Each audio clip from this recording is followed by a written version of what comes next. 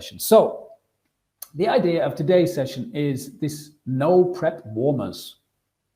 Every teacher likes to see the words no prep, right? No preparation, because we're all very busy people. And we like the idea that we can go into class with something ready-made and just do it immediately and it's successful. It's fantastic. So that's what I'm going to give you an idea about today. Some ideas that you could apply to your classroom with little or no preparation, okay? What do I mean by warmers, first of all? Well, we were talking about the first activity, obviously, right at the beginning of the class. So the idea of a warmer is it's a warm-up, right? It's a short warm-up activity. Think of an athlete who's about to do a major athletic event.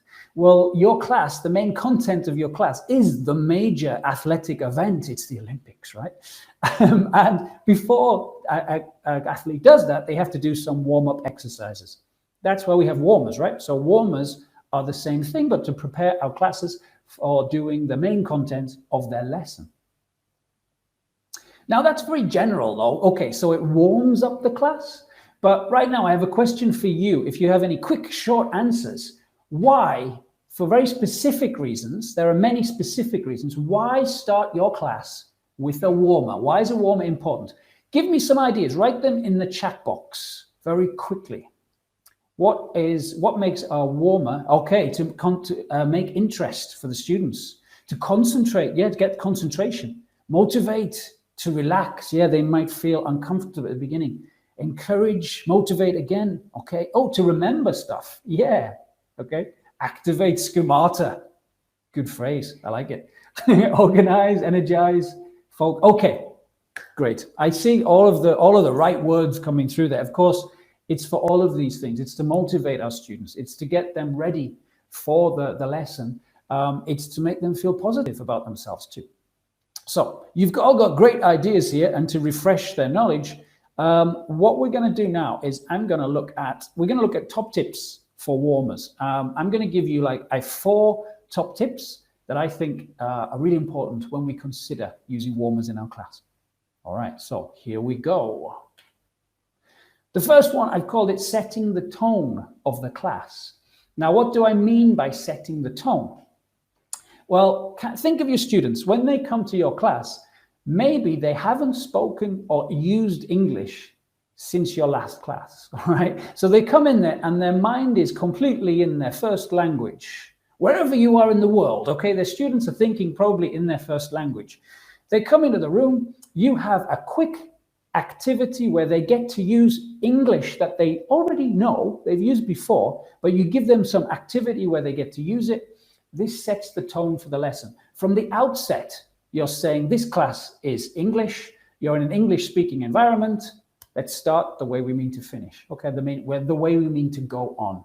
So setting the tone is really important, and because it's something language they've used before, they're more likely to use it then. Okay, so setting the tone, very, very important to get them switched into English language. Something else people often think about is how long should a warmer be? You know, what's too long and too short? There's no quick answer for this really, but I'll say around 5 minutes. It's not a perfect answer. I'd say 5 minutes was enough for a warmer, but it depends on your class. I have definitely been guilty of letting a warmer run for longer than 5 minutes. But why is that? Well, it's basically because if it's working, okay, it's working with your students and they're enjoying it and they're using their language, why not let it continue a little bit longer? But only if you have the time, because it shouldn't run into the main body of your lesson, all right? You have to think about, remember, it's just the beginning of the class. So if you have a short time for the class, don't let it take over, don't let it dominate. So 5 minutes is probably the best thing, okay? Now, next is corrections. People often wonder, should I correct? They think they should correct everything in the classroom, any mistakes their students make. Now, what do you think about making corrections during a warmer? Generally, I would say avoid correcting the students. I don't say don't ever correct them. I just say avoid it. If you correct the students, you might make them a little bit nervous, a little bit sensitive and not wanting to speak you know? And the idea of the warmer is you're giving them lots and lots of confidence. So as much as possible, I would avoid correcting and save that for the main lesson. Obviously, sometimes you need to, if there's a problem, or if it's a game, a competition, and you have to say one team won and the other team got it wrong. Yeah, there's some correction there. But usually don't do it. If a good use of a warmer, though, is to see how the students are progressing. Are they having some problems with certain areas? So it's something for the teacher to observe and think about for later in the class or in the course. Finally, the top tip, I think this should be number one actually, is that a warmer should be fun.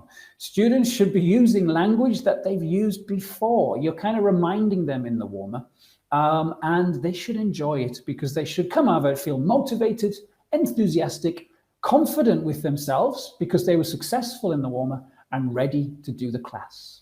Okay. So that sums up like the main tips I've got here, because I usually think of warmers as 3 different types of activity. The first type is preparing the students for the lesson that day. So you might actually do a warmer that is based on something that they're going to study. Maybe they're going to study some topic related to sport. The warmer could be vocabulary, like lists of sports that they know already. Okay, that could be related to today's lesson. Tab 2 warmer is actually related to the previous lesson. So that's when they do some activity that reminds them and helps them review what they learned in the previous class. Maybe a little bit of grammar, a little bit of lexis. I do that quite often with my classes too. And type 3 warmer is just for fun. Sometimes I decide I just want to do a game with the class. Maybe it's Monday morning. I don't really want to get too in-depth with reviewing language too much from the past lesson. I don't really want to start with the new material yet. I just want them to, you know, have a little bit of fun, make them more confident and make them feel receptive, make them feel ready for the day's lesson. Okay, so 3 different ideas of different types of warmers, but all following these tips also. Okay, so with those tips out of the way, we're going to move into the top 5 warmers that I have to offer you today. Okay, so let's make a start. Okay, 5 warmers. This is number 1, and I've called this one Nice and Nasty. Great title, I think. Basically, this warmer is about getting your students' opinions on topics. Okay, so nice. As you can see, it's a category. Nice is for things they like. Nasty is for things they dislike. How does it work? Well, the first thing you need to do is get your students on paper to make 2 columns. They have a nice column and they have a nasty column. Then the teacher, yourself, will give them some different topics or different activities or different objects. And they have to decide whether they like or dislike these objects or any of these items. So as you go through this list slowly with the class, they write down the word that you said in the column in their opinion. So for example, it could be food.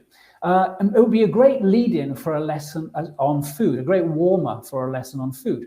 Before you start the lesson, you just give them some food vocabulary and they decide which column to put it in.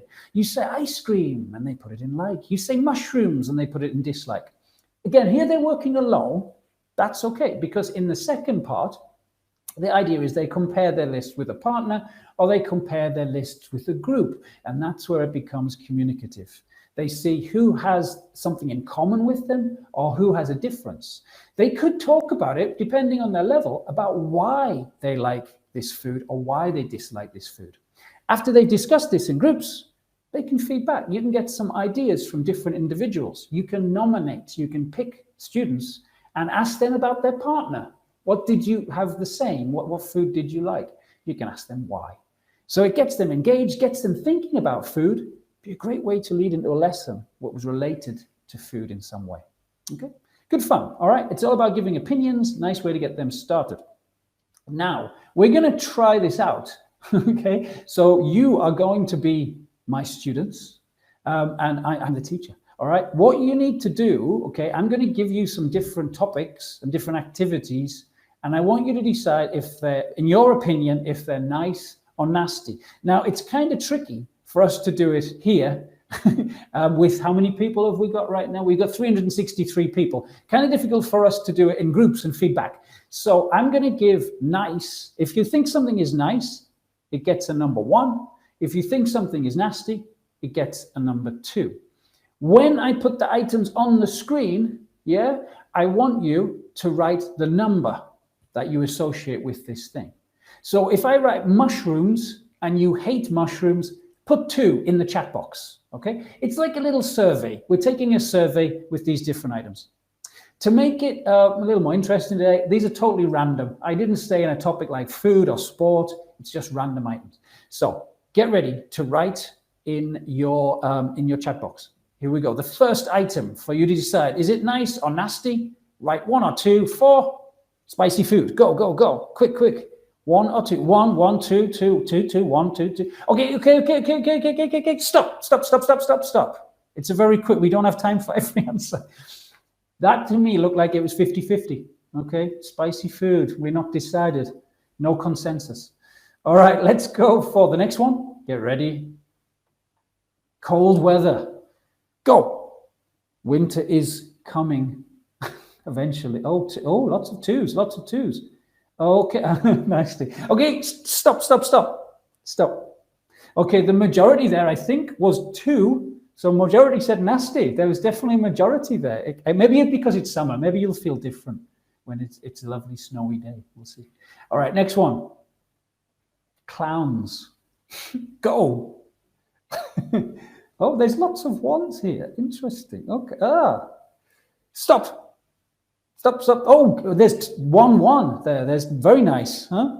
Okay, so we had lots of, that was kind of 50-50. Interesting, mixed opinions on clowns. And the final one, running, exercise, but going running. Okay, 1. Oh, lots of 1s. There are a few 2s. 1. Okay, you can stop. Lots of 1s there, a few 2s. So people are pretty happy with running. And lots of mixed ideas about clowns. Interesting. So anyway, think about this. You could do this in your real classroom. You could do it also online. It's so easy to do this online too. They do this alone in the main classroom, and you can put them in the breakout rooms to compare their lists, put them into small groups, bring them back to the main room to discuss. So this can be done online or in the real world, of course. If you're wondering, this is my answer to these questions, whether they're nice or nasty. Little insight into my personality here. Yes, I love spicy food. I like it a lot. I lived in Asia for a while and love it. Okay, I go running quite often. Cold weather. Yeah, I'm not a big fan. I'm okay with it, but I prefer to be hot, you know. And I don't like clowns. Okay, that's scary. All right, I'm not a fan of McDonald's too much. Okay, right. That was nice and nasty. A great way to get opinions and get students talking. All right, let's go. Number 2, what's my grandma's secret? Now, this is kind of like a little puzzle for the students to work out. It's a word game puzzle. They can work together on this with a partner. I'd suggest they worked with a partner and could see if they can work out what the answer is. Now, the idea is I set this up that I'm talking about my grandmother. Okay, I'm talking about my grandma. And I tell the students, okay, my grandma's kind of interesting. She's a little bit strange sometimes, but in a nice way. And I'm going to tell the students, or you, about my grandmother's likes and dislikes, all right? And your task is to decide the things she likes, what do they have in common? What's the same about them, okay? So it's kind of related to the last warmer in a way, because it's about likes and dislikes. So first of all, for example, what does she like? What's our picture of? What can you see there? Anyone got it? It's not tea, of course. It's coffee. Yeah, she likes coffee. Exactly. It's not cooking. It's a coffee cup. All right. She likes coffee, but she dislikes tea. Okay. So that's one fact about my grandmother. Now think about the things she likes. What do they have in common? And what your students would do is write down the words as you say them. You don't have to, of course, you can just look at the screen. All right, so she likes coffee, she doesn't like tea. I'm going to give you the other things she likes and dislikes, and then you can tell me what the pattern is. All right, here we go. So she likes puppies. She doesn't like dogs. It's kind of strange. Okay. Puppies, but not dogs. What do we have on the left there? Well, it's up to you. You could say rubber boots, or you could say Wellingtons. It's up to you. Both words work, all right?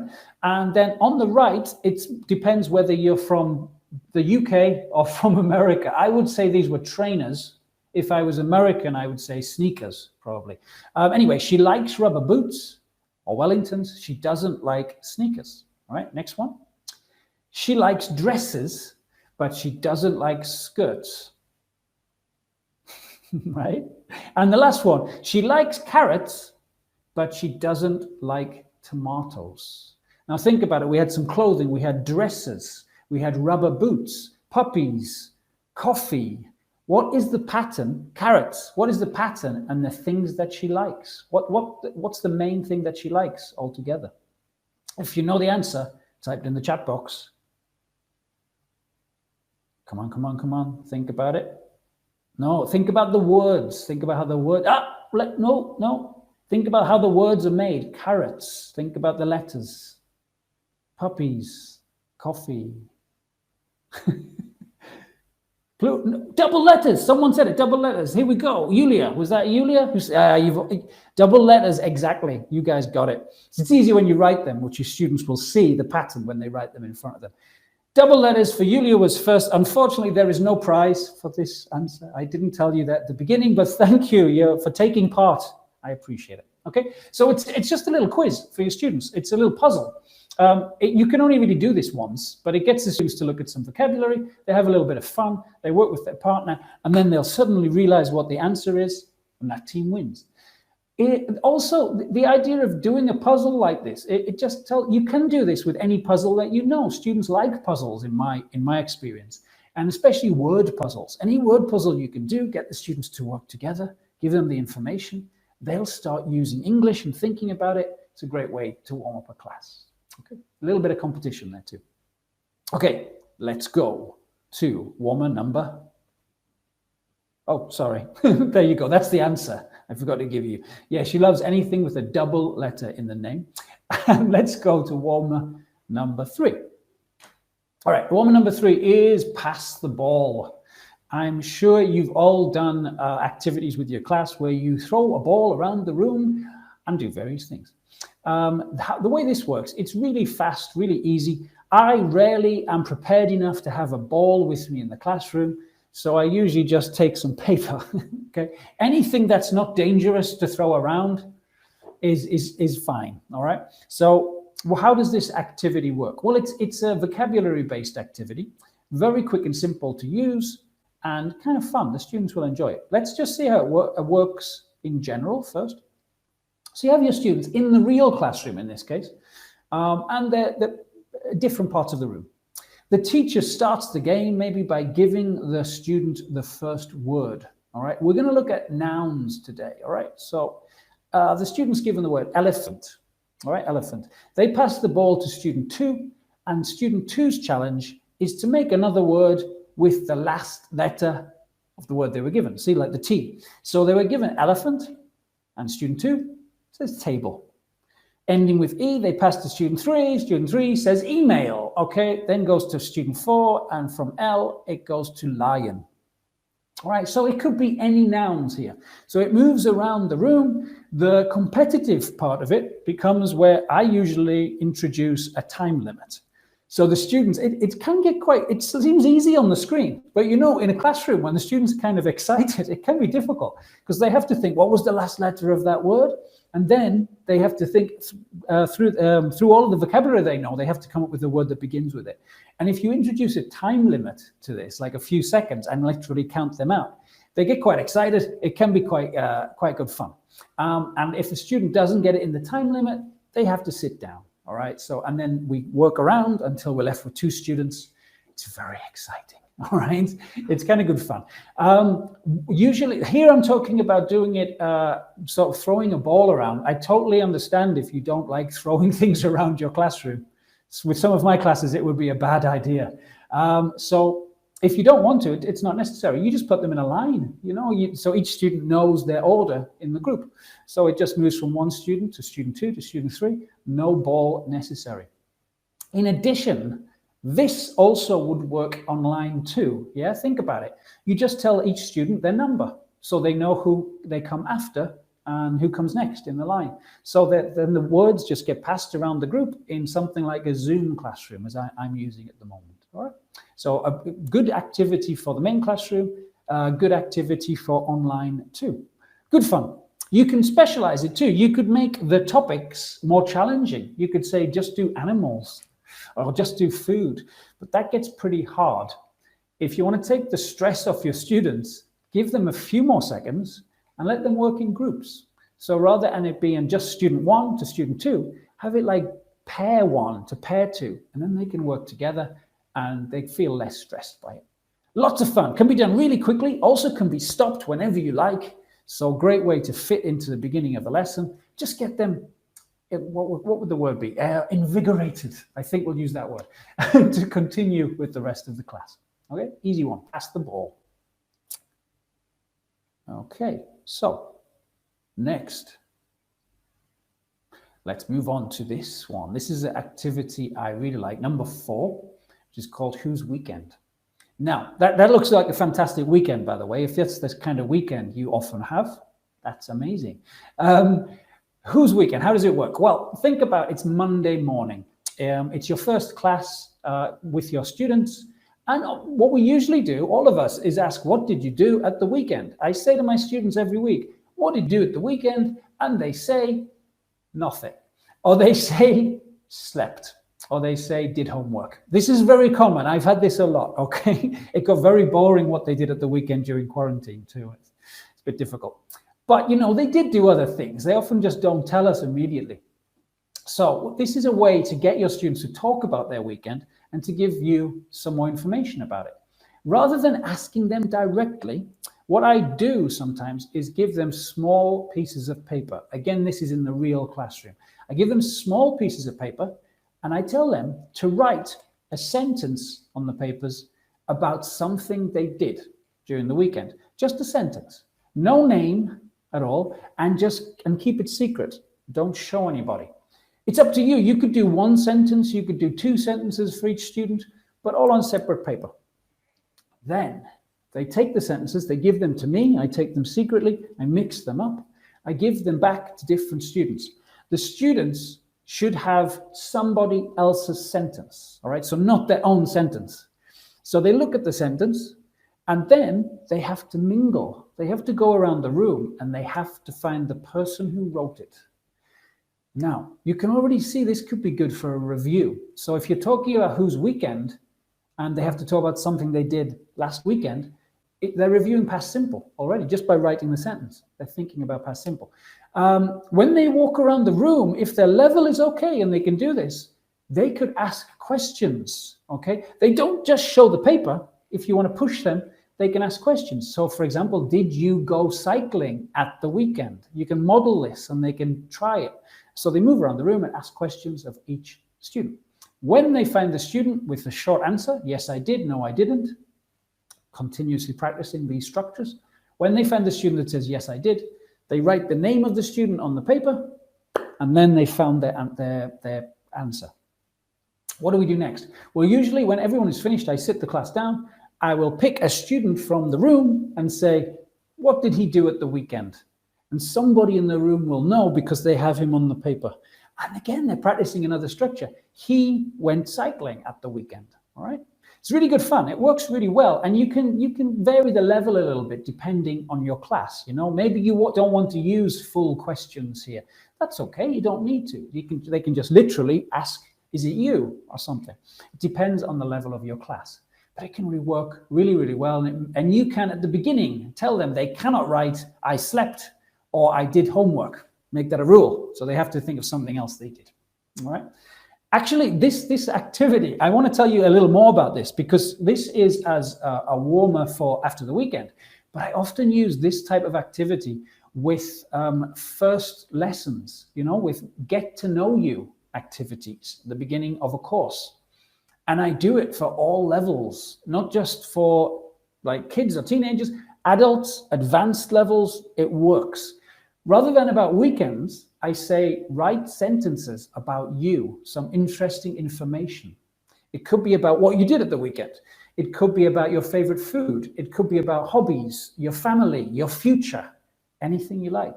They do the same thing. They mingle, they find each other, and then I ask, can somebody tell me something about Svetlana?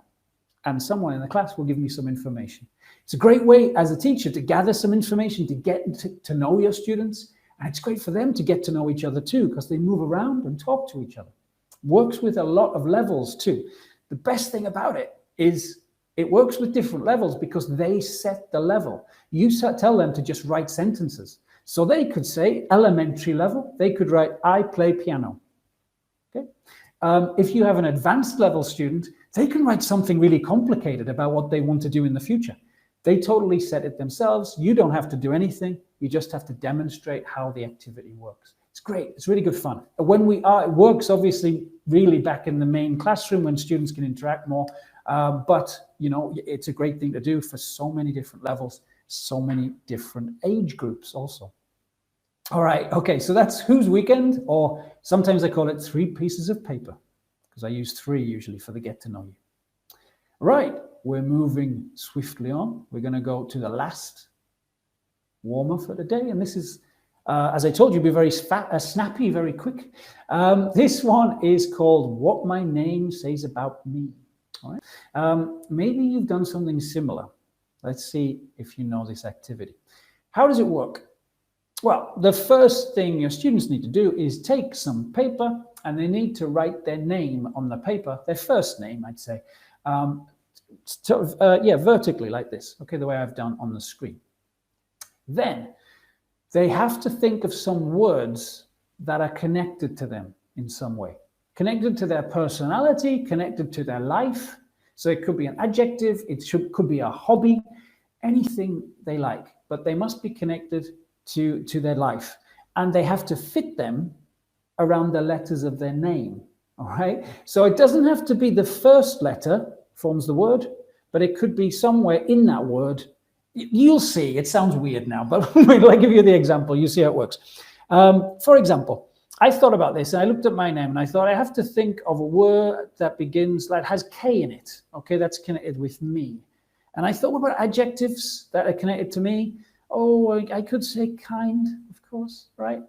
But I didn't. I said UK, right? I'm from the UK, so there you go. So already there, I have the first thing connected to me and my life. I'm from the UK, so Chris from the UK. The students then do this with each letter and connect things to the letters, to activities they like to do, or places they like, or anything in their lives. All right. What I would say when they do this, they do it to begin with alone. Set a time limit for this.